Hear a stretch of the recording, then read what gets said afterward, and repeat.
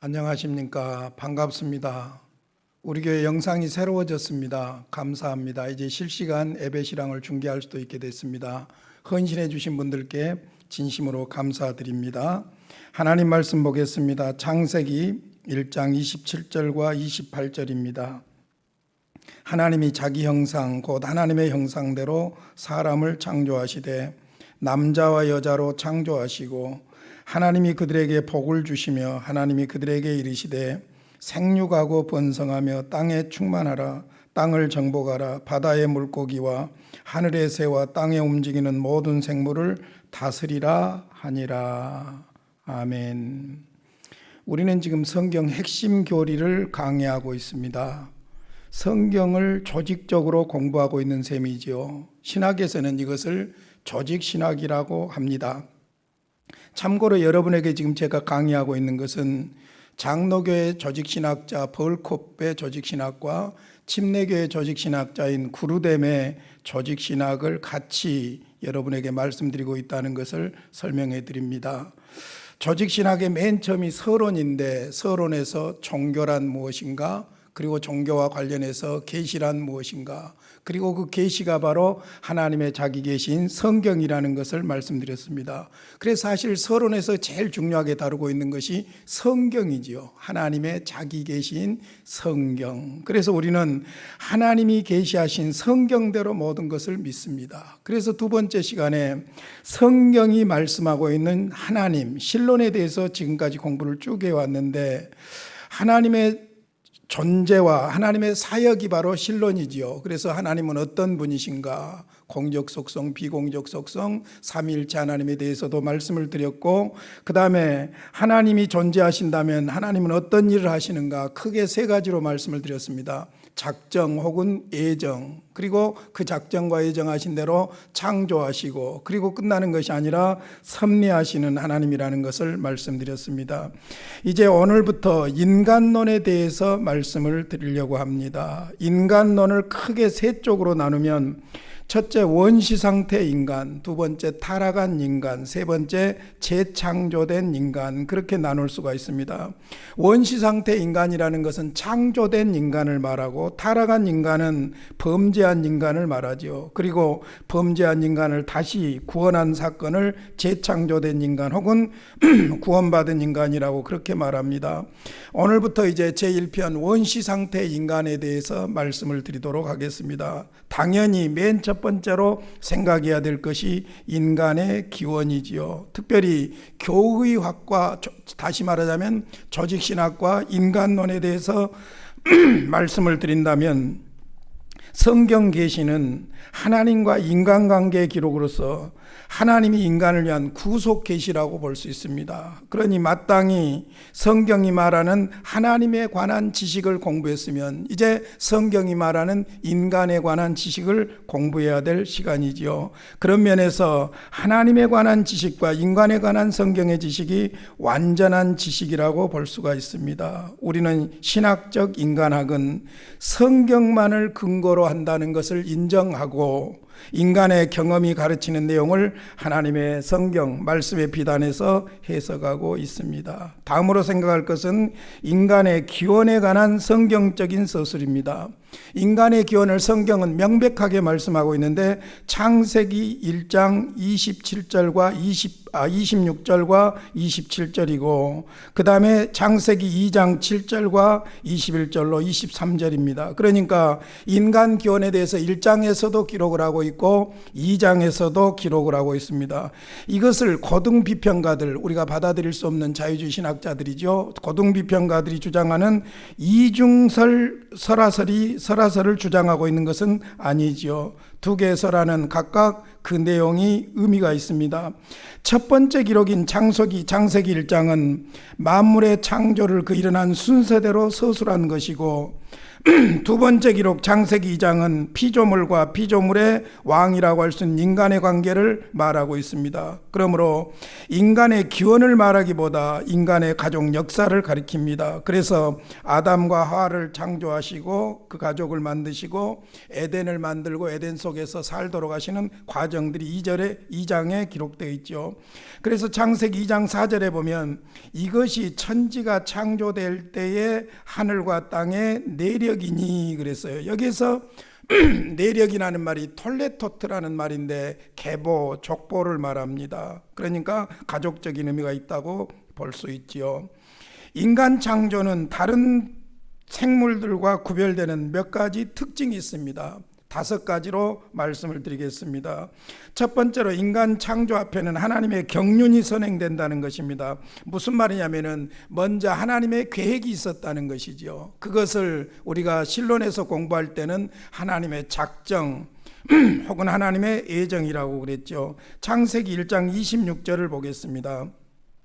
하나님이 이르시되 우리의 형상을 따라 우리의 모양대로 우리가 사람을 만들고 그들로 바다의 물고기와 하늘의 새와 가축과 온 땅과 땅에 기는 모든 것을 다스리게 하자 하시고, 삼위일체 하나님께서 의논하신 것이죠. 하자 하시고 계획입니다. 그러니까 하나님께서 인간을 창조하시기 전에 경륜, 계획이 있었다 하는 것이고, 두 번째로 인간 창조는 하나님의 직접적인 사역이었다는 것입니다. 그것을 잘 말해주고 있는 것이 창세기 2장 7절이죠. 만물 창조는 그냥 말씀으로 명령으로 간접 창조되었지만은, 그러나 인간 창조는 하나님이 직접 흙을 빚어서 생기를 넣으셨다고 기록하고 있습니다. 창세기 2장 7절입니다. 여호와 하나님이 땅에 흙으로 사람을 지으시고 생기를 그 코에 불어넣으시니 사람이 생명이 되니라. 땅에 흙을 가지고 사람을 빚으셔서 그 속에 그 코에 생기를 불어넣었더니 생명이 된지라. 사람은 생명이라는 것이죠. 이 흙과, 즉 몸과 영혼으로 이루어져 있다는 것이죠.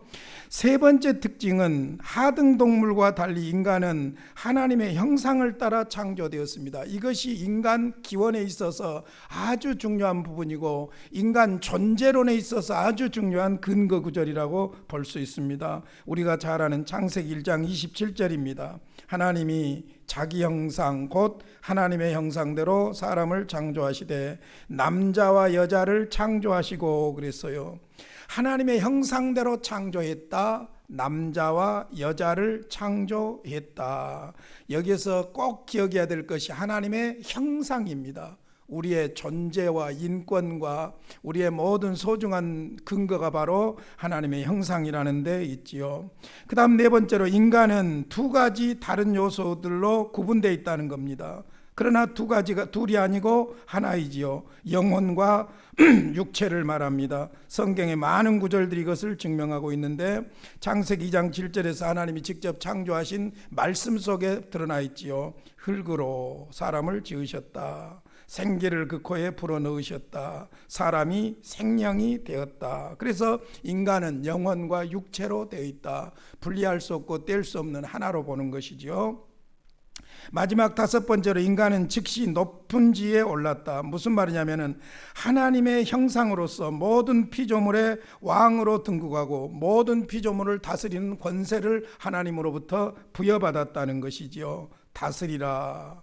그렇게 말씀하셨죠. 청지기적인 사명을 주신 것입니다. 하나님의 대리자들로서 만물을 다스리게 되는 것이죠. 창세기 1장 28절입니다.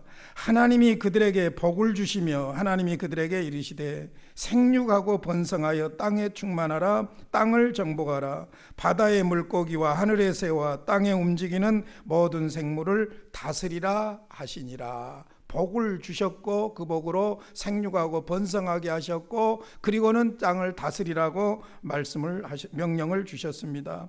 시편 8편 4절로 9절을 좀 소개하겠습니다. 사람이 무엇이기에 주께서 그를 생각하시며 인자가 무엇이기에 주께서 그를 돌보시나이까. 그를 하나님보다 조금 못하게 하시고 영화와 종기로 관을 씌우셨나이다. 주의 손으로 만드신 것을 다스리게 하시고 주의 손으로 만드신 것을 다스리게 하시고 만물을 그의 발 아래 두셨으니 곧 모든 소와 양과 들짐승이며 공중의 새와 바다의 물고기와 바닷길에 다니는 것이니이다. 여호와 우리 주여, 주의 이름이 온 땅에 어찌 그리 아름다운지요. 하나님과 인간의 관계를 찬양하고 있는 그런 시편입니다. 이제 우리가 창조의 기원, 인간 기원과 관련해서 인간의 기원과 인류의 통일성에 대해서 생각을 해보겠습니다. 왜냐하면 인간 기원과 인류의 통일성은 인간 기원이 하나님으로부터 출발했다는 것을 증명해 주기 때문에 그렇습니다. 먼저 인류 통일성에 대한 성경의 증언을 보겠습니다.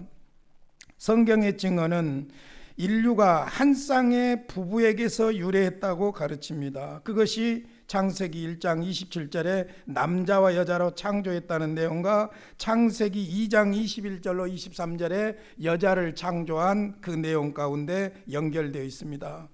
홍수 사건 이전까지의 세대들은 최초의 부부와 중단됨이 없는 유전적인 관계를 맺고 있음을 보게 됩니다. 그러므로 모든 인간은 동일한 인간의 본성을 공유하고 있다는 점에서 통일성을 가지고 있을 뿐만 아니라 유전적, 계통적 의미의 통일성을 가지고 있습니다. 어찌됐든 성경은 아담과 하와로부터 인류는 시작되었다.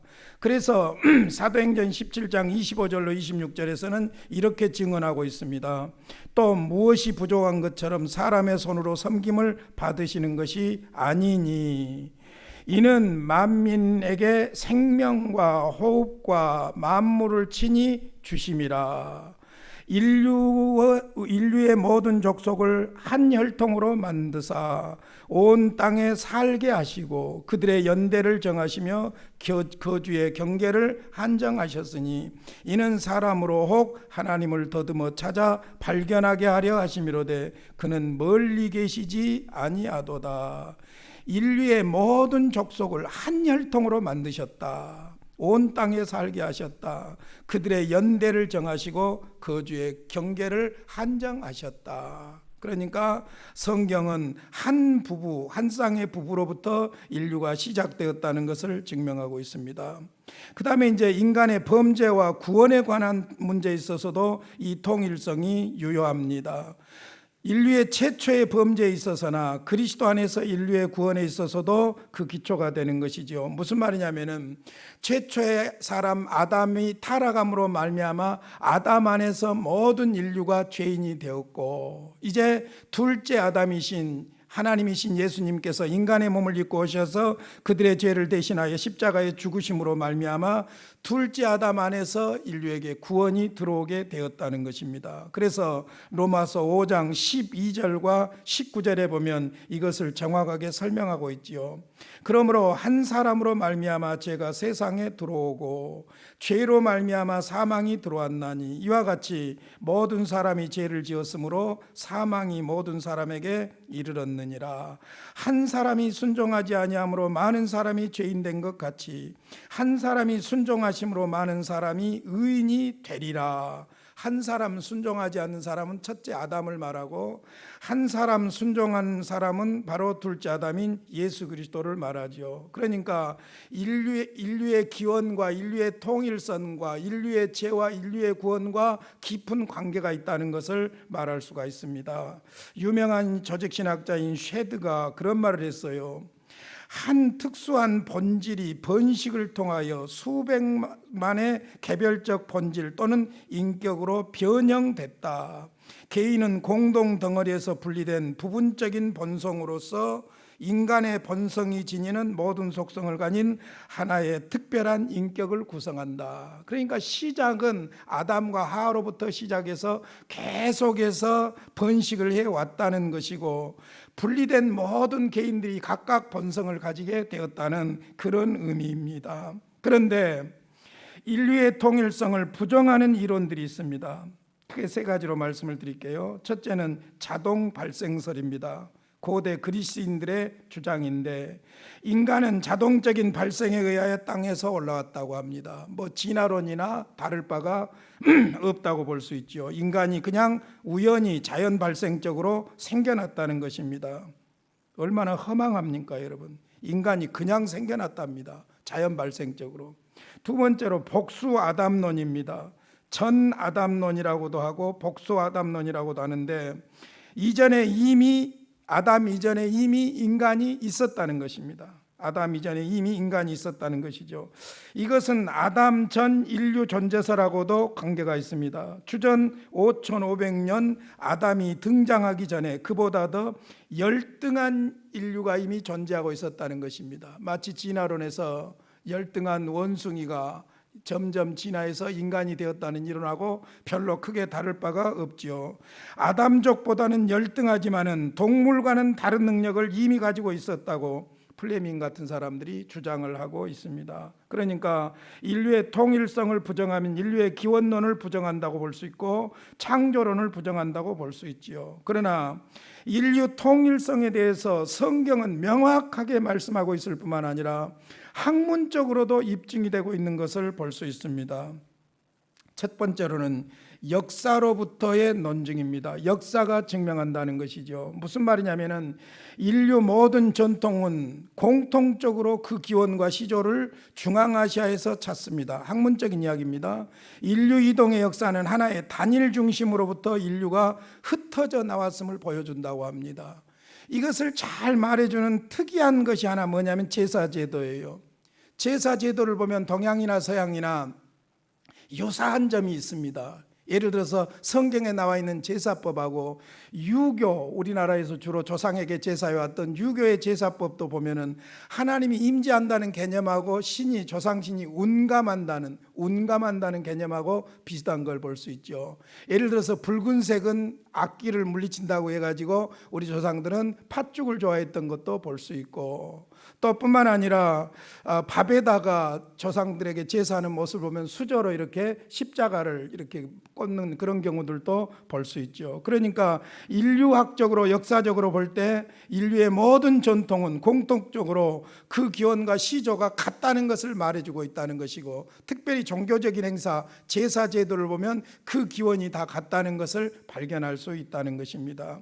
두 번째로는 언어학적인 논증입니다. 언어를 연구해 보면 인류의 같은 기원을 알 수 있다는 겁니다. 인도 게르만족에 속한 언어들을 추적하면 하나의 공통된 원시 언어까지 올라갈 수가 있는데, 이 원시 언어의 잔재가 여전히 산스크리트어에 남아있다고 합니다. 더욱이 고이집트어, 고애굽어지요. 고이집트어가 인도 유럽어족과 셈어의 교량 역할을 했다는 것도 보여준다고 합니다. 저는 언어 전문학자가 아니니까 모르겠지만은 언어학자들의 이야기입니다. 그 다음에 심리학적인 논증입니다.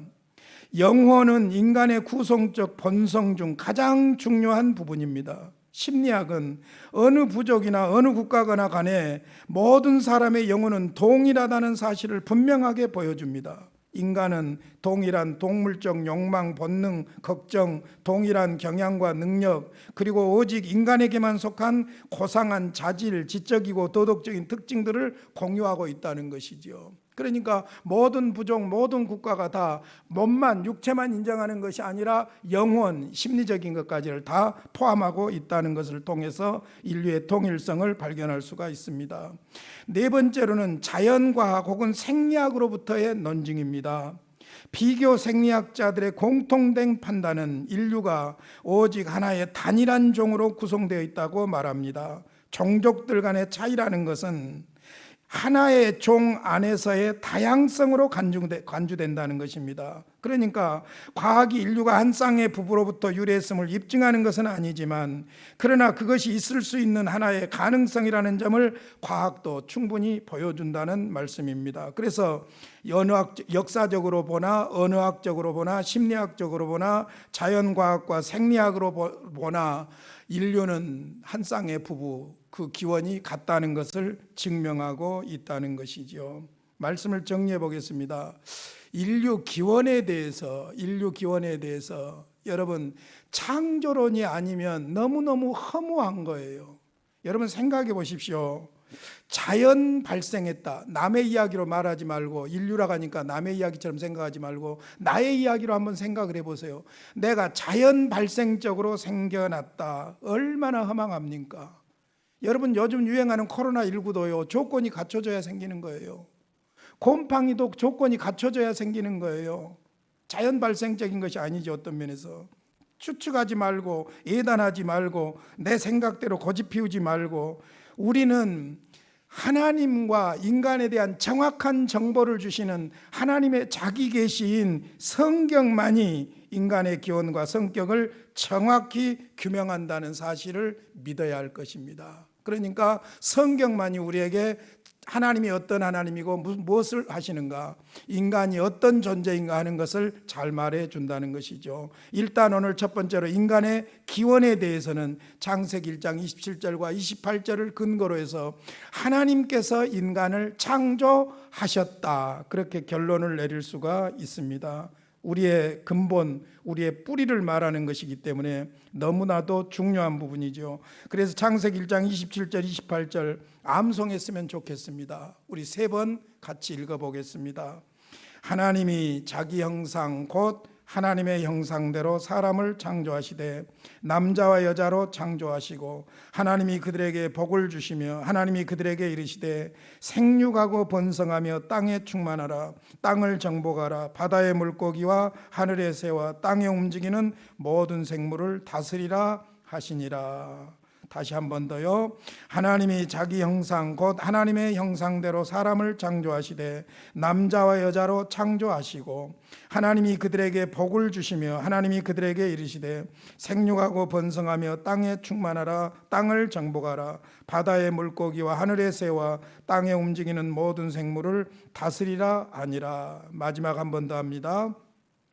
하나님이 자기 형상 곧 하나님의 형상대로 사람을 창조하시되 남자와 여자로 창조하시고 하나님이 그들에게 복을 주시며 하나님이 그들에게 이르시되 생육하고 번성하며 땅에 충만하라, 땅을 정복하라, 바다의 물고기와 하늘의 새와 땅에 움직이는 모든 생물을 다스리라 하니라. 길어서 다 암송 못하겠지요. 27절만 암송하겠습니다. 27절만 시작. 하나님이 자기 형상 곧 하나님의 형상대로 사람을 창조하시되 남자와 여자로 창조하시고, 외울 수 있겠죠.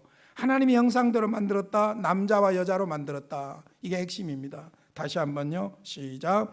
하나님이 자기 형상 곧 하나님의 형상대로 사람을 창조하시되 남자와 여자로 창조하시고. 한번 따라합시다.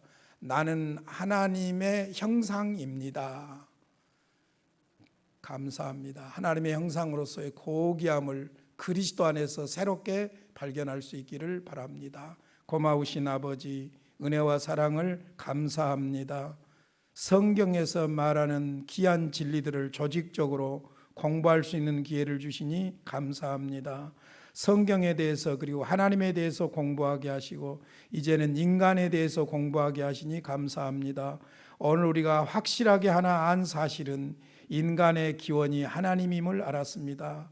하나님이 창조하셨습니다. 형상대로 창조하셨습니다. 남자와 여자로 창조하셨습니다. 믿습니다. 성경 계시대로 나의 기원을 확신하고 의미 있는 삶을 살아가도록 그리스도 예수 안에 있게 하여 주시옵소서. 예수님의 이름으로 기도하옵나이다.